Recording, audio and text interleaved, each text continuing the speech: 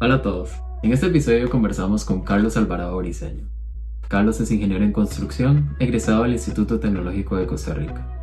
Además posee un máster en política pública de la Escuela de Gobierno John F. Kennedy de la Universidad de Harvard. En la misma le otorgaron la beca John F. Kennedy en reconocimiento a su trayectoria tanto profesional como educativa. Cabe destacar que Carlos lideró durante casi una década el primer proyecto a nivel centroamericano para lanzar un satélite, el proyecto Irazú. Eso lo consiguió a raíz de su paso por la Asociación Centroamericana de Aeronáutica y de Espacio, la cual fundó y prescindió al lado de otras instituciones. Carlos en la actualidad se encuentra laborando en el Departamento de Desarrollo e Innovación Empresarial del Instituto Costarricense de Electricidad, y además es director general del Colegio Federado de Ingenieros y Arquitectos de Costa Rica. Esperamos que disfrute montones de esta conversación. Don Carlos, es un honor tenerlo aquí con nosotros. Y aquí en Smartup nos interesa mucho hablar de temas de innovación, principalmente de los temas que se tratan en Centroamérica y más que todo en Costa Rica. Entonces, para contextualizar un poco la conversación, nos gustaría que nos cuente un poco de la investigación aeronáutica aquí en Costa Rica y un poco más específicamente del proyecto Irazú. Bueno, muchísimas gracias, Rafael y amigos, por esta invitación. Bueno, el desarrollo aeroespacial en nuestro país, pues tiene en realidad varias décadas de estarse dando. En la última década han venido sucediendo una serie de eventos, pues, muy interesantes que han venido, pues, catalizando el desarrollo de la industria aeroespacial, ¿verdad? En nuestro país y también en la región centroamericana. Dentro de todos estos esfuerzos, bueno, en el caso mío, a mí me tocó, bueno, pues desarrollar y liderar varias de estas iniciativas. Una de ellas, por ejemplo, fue justamente el primer satélite de Costa Rica y de Centroamérica a partir de lo que fue el proyecto Irazú.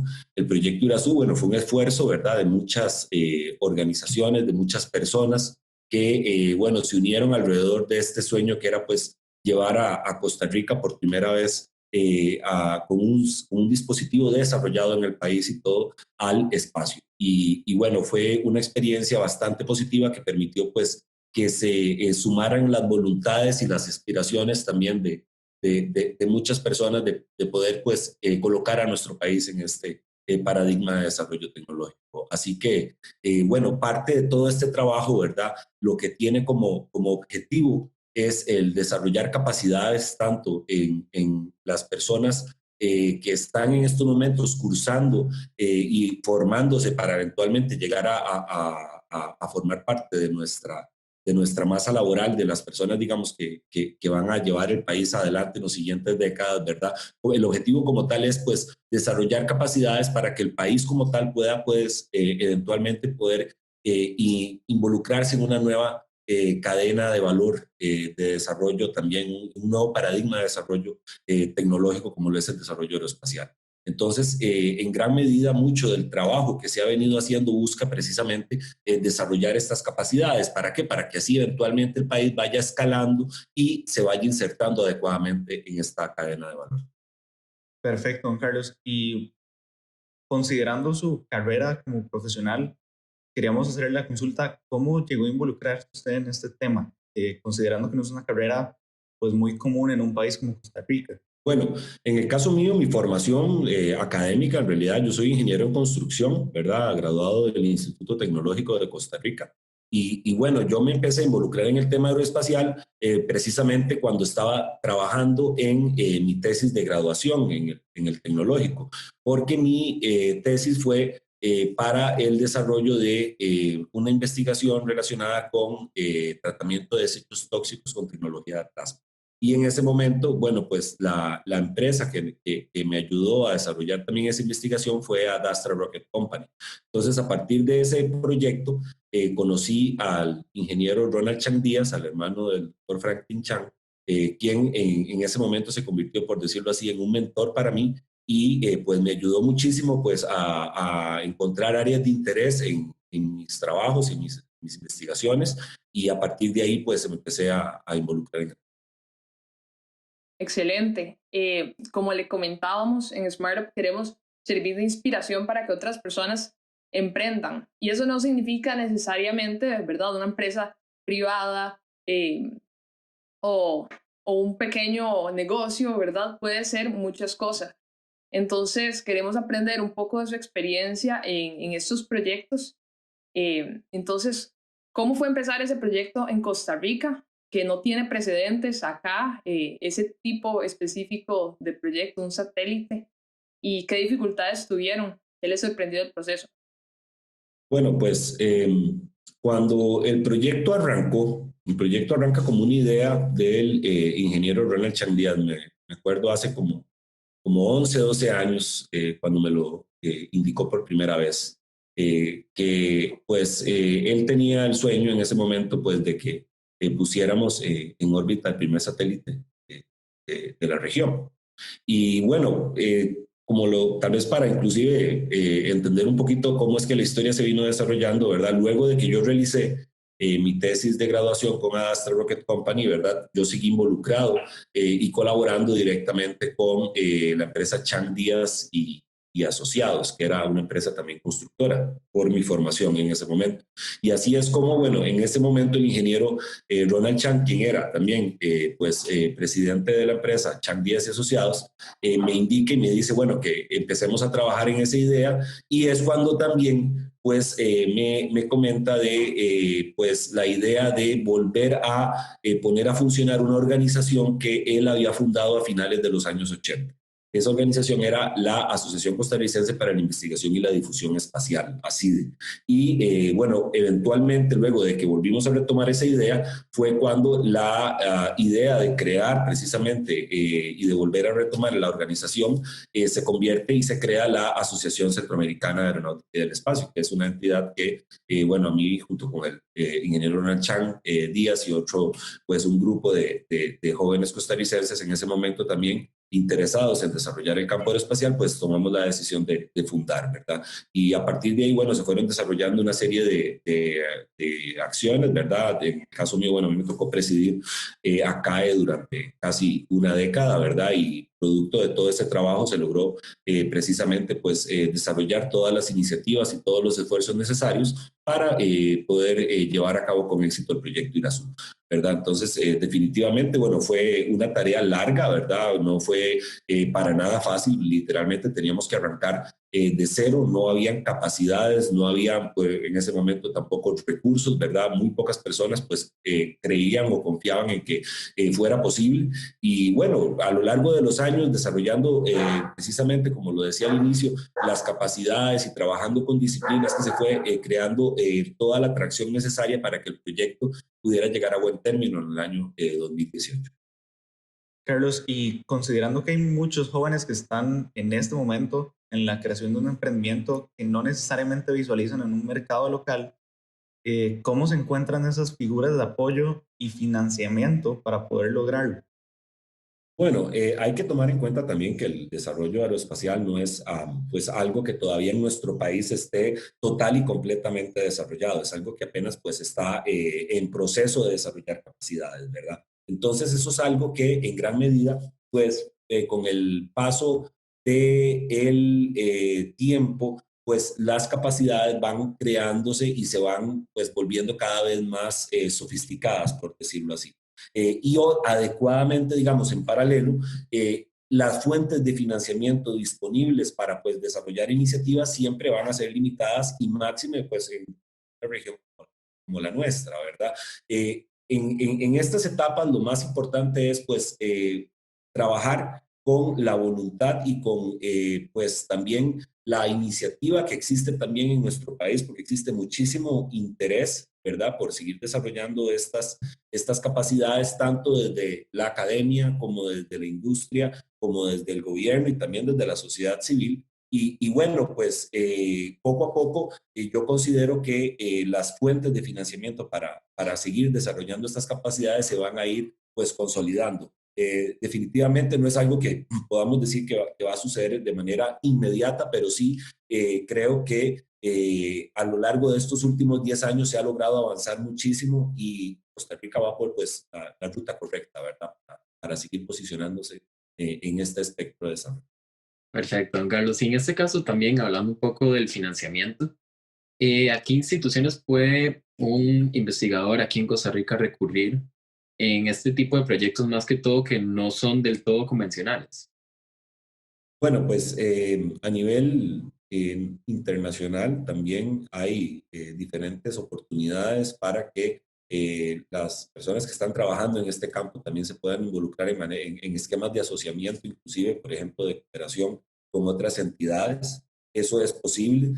A nivel regional, por ejemplo, también ya se están desarrollando oportunidades para que los investigadores también puedan acceder a recursos y a inclusive también hasta esquemas de financiamiento, por ejemplo, a través de las oportunidades que brinda el sistema de la integración centroamericana del SICA, donde ya se han desarrollado inclusive acuerdos de cooperación con agencias espaciales como la NASA, como la Agencia Espacial Europea y ahora recientemente también con la Universidad Internacional del Espacio. Son oportunidades tal vez como para entenderlo un poquito mejor, ¿verdad? No como un financiamiento directo inmediato, pero sí por lo menos recursos y, por ejemplo, las posibilidades de crear las capacidades en esos campos. Así que por ahí, pues, hay realmente oportunidades y yo creo que el país las está aprovechando adecuadamente.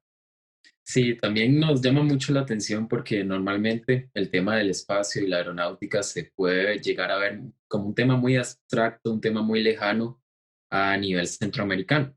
Sin embargo, vemos a las grandes potencias llegando a invertir grandes sumas de dinero en esta investigación y la toman como una importancia casi prioritaria. Entonces, ¿por qué pensaron ustedes que era necesario comenzar un proyecto de esta índole y de esta área aquí en Centroamérica? Bueno, pues la justificación, por lo menos a nivel personal, yo podría decir que para mí el trabajar en el desarrollo de capacidades en el campo aeroespacial es un tema de supervivencia. Más allá de simplemente pues lanzar cohetes o lanzar dispositivos al espacio, porque es algo muy, pues muy cool o muy sofisticado y eso nos lleva al top de, digamos, de los países desarrollados, más allá de ese tipo, digamos, pues de intereses, ¿verdad?, que puedan haber, para mí, en realidad, el desarrollo de capacidades en el campo aeroespacial tienen que ver mucho con los retos que tenemos que enfrentar en las próximas. Hemos sido animales muy irresponsables, ¿verdad? En los últimos 3 siglos, el planeta está, pues, en una situación muy complicada en materia, digamos, de todos los efectos del cambio climático en las próximas décadas, del impacto que va a tener eso. Y pues los países que vienen en vías de desarrollo van a tener que también crear sus capacidades para poder monitorear también sus recursos y poder entender cómo todos estos fenómenos pues van a venirnos a afectar en las próximas décadas. Así que los países que no tengan capacidades en el campo espacial para poder monitorear adecuadamente, como decía ahora, esos recursos pues van a estar en una situación todavía muchísimo más compleja, ¿verdad? Y por esa razón, entonces, para los países de nuestra región, particularmente para la región centroamericana, es realmente importante poder tener estas capacidades para las próximas décadas, poder enfrentar adecuadamente estos retos. Y Carlos, una consulta respecto al tema de la investigación aeroespacial en el país. ¿Dónde nos encontramos en este momento? ¿Qué es lo que se habla en un 2020 acerca de hacia dónde va no solo Costa Rica, sino la región centroamericana en temas de investigación en esta industria? Bueno, hace un par de años a mí me tocó justamente, bueno, desarrollar mi tesis de graduación en el programa de posgrado que yo estudié en el extranjero para precisamente entender cuáles eran pues las prioridades y el estado también de desarrollo de la industria aeroespacial y de las capacidades aeroespaciales en general para Costa Rica como tal.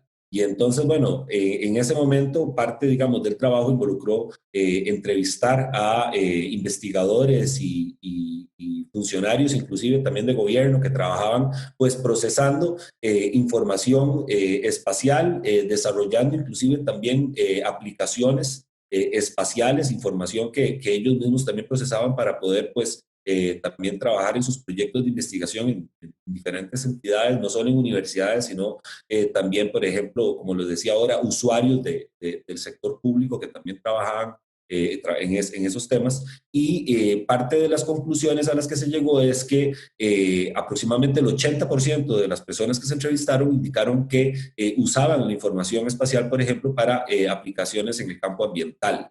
Y eso es algo interesante, ¿verdad? Como, por ejemplo, un país como Costa Rica, que también, pues, es un país que ha destacado, ¿verdad? A nivel global por su agenda verde también, pues viene trabajando y desarrollando capacidades en gran medida en ese campo, ¿verdad? También en el campo de la agricultura, también en el campo del desarrollo pues de aplicaciones en el campo geoespacial también bastante, pero como lo decía, me gustaría tal vez inclusive pues enfatizar en eso, ¿verdad?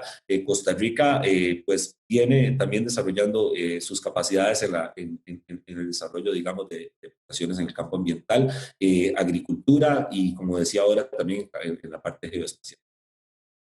Quiero que nos devolvamos un poco y nos cuente a manera un poco más concreta qué era el proyecto Irazú. Ahora que hablamos de sostenibilidad y de temas de ambiente, ¿qué hace, verdad, ese satélite y por qué eso es relevante? Creo que escuchamos una presentación que usted hizo a un colegio científico y escuchábamos de la filosofía del uso del espacio y me pareció sumamente importante recalcar eso y en nuestra identidad como costarricenses, como país pacífico, creo que ambas están altamente entrelazadas. ¿Cómo podemos aprovechar el uso del espacio para ser sostenibles como país, pero mantener esa identidad que tanto nos enorgullece? Bueno, muchas gracias, Carolina, por las consultas. Tal vez voy a dividirla en dos, ¿verdad? La primera era la parte relacionada con el proyecto Irazú, ¿verdad? ¿Qué era lo que concretamente, pues, en ese momento se buscaba con el desarrollo de este primer satélite? Bueno, pues, como desde el principio, ¿verdad? Se indicó lo que se buscaba era desarrollar capacidades. Entonces, ese primer proyecto lo que buscaba era crearse o consolidarse como una prueba de concepto para demostrar que aquí en el país existen capacidades. Y la misión científica como tal era una misión en el campo ambiental también, era una misión para poder pues monitorear cómo en una parcela de prueba la pues, masa forestal de los árboles que se estaban en ese momento ahí monitoreando, pues crecía. Y esa información, cómo se correlacionaba también a cantidades de CO2 secuestrado.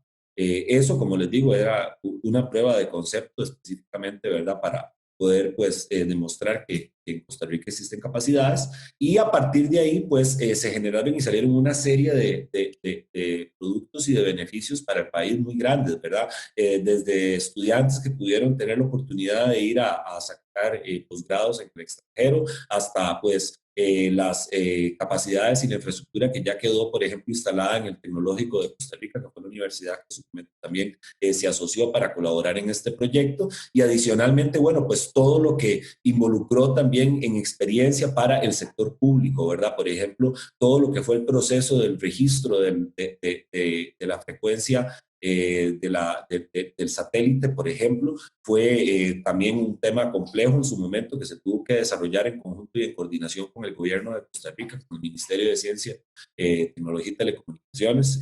Costa Rica nunca había registrado previamente, por ejemplo, un satélite, ¿verdad? Y eso es un tema que lleva todo un proceso. Entonces, por ejemplo, todo ese aprendizaje, ¿verdad? Y esas capacidades que ya quedaron son para mí, pues, grandes beneficios que el país va a seguir, pues, aprovechando en las siguientes etapas. Quiero aprovechar también comentarles, bueno, que en la segunda etapa, en su momento del proyecto Irazú, se contemplaba precisamente para compartir parte de todas estas capacidades y del conocimiento también con los demás países centroamericanos, ¿verdad? Y pues eso nos ayudó muchísimo a, pues ahora a lanzar lo que era la segunda etapa del el escalamiento de capacidades, que es a través del proyecto Morazán.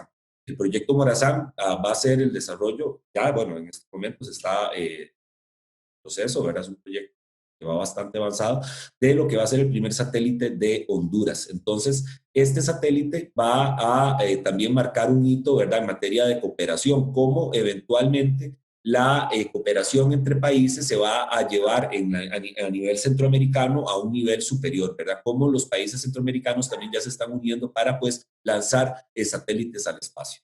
Claro, Carlos. Y respecto específicamente al colegio de Federado de Ingenieros y Arquitectos, el CEFIA, ¿qué se habla acerca de las dinámicas y la importancia del desarrollo sostenible? Esto considerando también el compromiso que tiene Costa Rica con la Agenda 2030 de Desarrollo Sostenible. ¿Cuáles son los proyectos y cuál es el enfoque que se le está dando desde el colegio a este tipo de proyectos en la industria?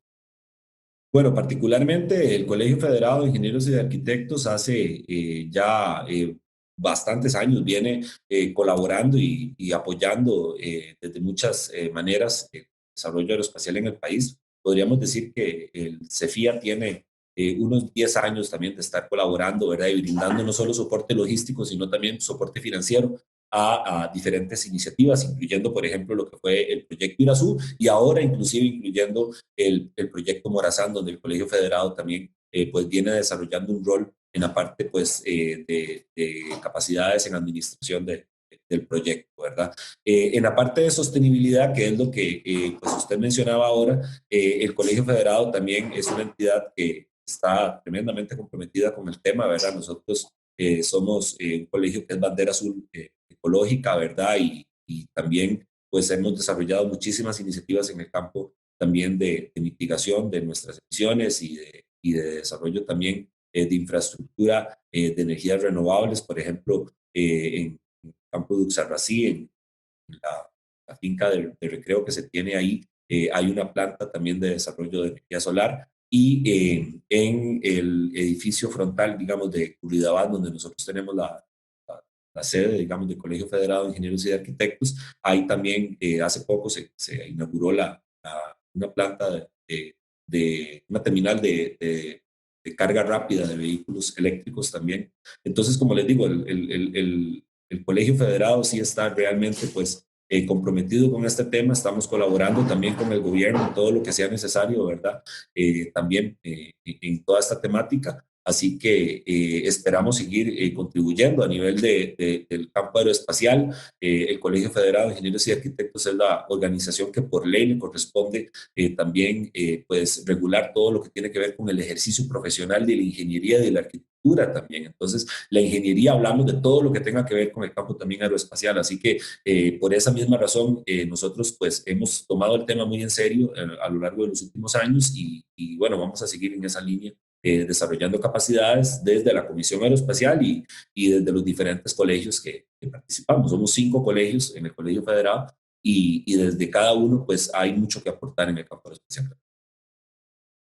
Perfecto, Carlos. Y en los últimos días en nuestras redes sociales hemos venido tocando un tema que nos parece de suma importancia, que es la motivación. La motivación a seguir nuestros proyectos, a seguir en nuestras carreras, por ejemplo. Y en este caso nos hemos dado cuenta de que hay un factor muy importante dentro de la motivación que sería definir el por qué. El por qué, qué hacemos lo que hacemos, cuál es nuestra inspiración para ello. Y nos interesa mucho preguntarte cuál fue su por qué hace lo que hace, cuál es esa motivación.